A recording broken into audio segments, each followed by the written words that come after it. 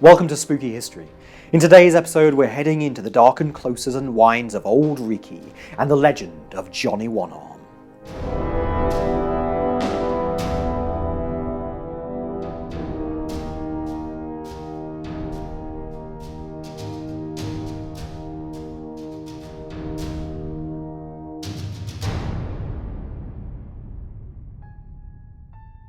Edinburgh's Royal Mile links the ancient castle upon the hill at the topmost end to the Scottish Parliament and Palace of Holyrood House at the other. Running off along the length of it are a number of warrens, alleys, closes and wines, old and narrow, snaking their way from the old town like veins, carrying the people and the tourists to the next destination. More commonly occupied by Airbnbs these days, the old closes once housed the masses of the city of Edinburgh, in huge imposing towers called tenements. Reaching upwards of 13 stories, the lower levels comprised of brick, but the upper 7 or 8 floors just wood. So flimsy were some of these towers that in heavy storms the buildings could be seen swaying, with some even collapsing down, destroying lives and livelihoods. The lower, sturdier and more elegant foundation apartments, however, were occupied by merchants and wealthier folk of all varieties. Alongside the tenements were imposing buildings, stunning architecture, and the occasional manor. Located a stone's throw from the High Court and just up from Parliament Square, once stood Machine's Close and Robert Gourlay's house, home to Sir George Lockhart, Judge, Advocate and Lord President of the Session. Though modern tour guides will insist the home was rather appropriately in Advocate's Close, a short walk away. That might be more poetic license than historical fact, however. Born in 1630, Lockhart was from a wealthy and respected family. His father James was Laird of Lee and himself an advocate. Not one to shy from controversy, Lockhart was temporarily barred from practicing law in 1674 for showing disrespect to the Court of Session, before being readmitted 2 years later. Lockhart oversaw many types of legal matters, but one would be his downfall. In or prior to 1688, he oversaw a divorce between John Cheesley, a landowner, and his wife Margaret. Margaret was seeking aliment, a payment from one family member to another for their maintenance, an amount she felt due. Cheesley obviously didn't want to pay, despite himself being fairly well-to-do. His brother Robert was a successful merchant and one day Lord Provost of the city, and his daughter married into a legal family herself. Lockhart found in favour of Margaret and granted her 1,700 merks. That's about £11,000 or $15,000 in today's money. This may sound like a lot, but Margaret was mother to John's 11 children. Cheesley was enraged by this, and in autumn of 1688 told a friend in London he was determined to go to Scotland before Candlemas and kill the president. Lockhart was warned of this threat, but paid it no heed. It would be his undoing. On Sunday, March the 31st, 1689, Sir George Lockhart is attending Easter services at St Giles Cathedral and spots a familiar face in the gathered crowds. John Cheesley stares at the judge, smirks, and salutes. Lockhart leaves the church after the service concludes, maybe believing Cheesley's grin and salute were an acknowledgement of no hard feeling between the pair, rather than a prelude to the earlier dismissed threats. He walks the short distance from St Giles Cathedral to his home, accompanied by friends, and maybe he hears something. Maybe he is aware that there is something not quite right.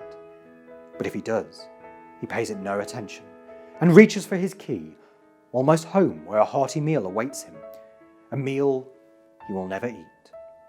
A shuffling sound behind him, the click of a flintlock pistol being set, and before Sir George can turn, the trigger has been pulled and the judge lies dying, a hole through his chest.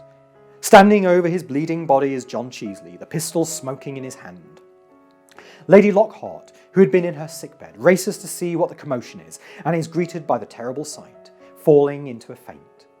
As Sir George is carried to what will be his deathbed in his own home, John Cheesley just stands and waits, flanked by the judge's friends who couldn't act in time to save him. No attempt is made to run, and John even boasts to passers-by his deeds, declaring, "I am not wont to do things by halves, and now I have taught the president how to do justice." Cheesley makes no attempt to hide from his crimes, but is still put to torture to ascertain if he worked alone. The tortures enacted on John Cheesley include the famous thumbscrews, a device that crushes, splits, and bursts the thumbs and fingers of the hand. At trial, Cheesley confesses and is sentenced to death by hanging. Dragged in chains to the Mercat Cross, Cheesley has his right hand cut off while still alive, and the murder weapon tied about his neck, before being escorted to the place of execution. Once hanged, his body is taken down and moved to the city gallows. There it will stay until rotten, to act as warning to all those who may oppose the law. His criminal hand nailed onto the Westport, a walled entrance to the city in what is now the Grassmarket. Just 3 days later, an upright and decent member of the city's population will be passing by the gallows, look up at the cage and see nothing. Empty. The body has vanished. And that's when things take an even more sinister turn.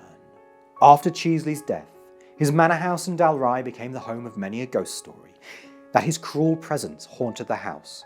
No servant would enter the back kitchen at night, fearing that their former master's ghost lingered and lusted for blood.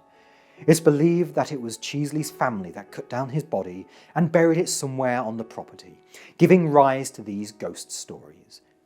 But the spirit of John Cheesley didn't remain in the house. In the century following the crimes, inhabitants of the city dared not wander the alleys and closes at night, because if they did, they'd hear a strange shuffling as if an injured, should we say tortured, person is slowly creeping up behind them.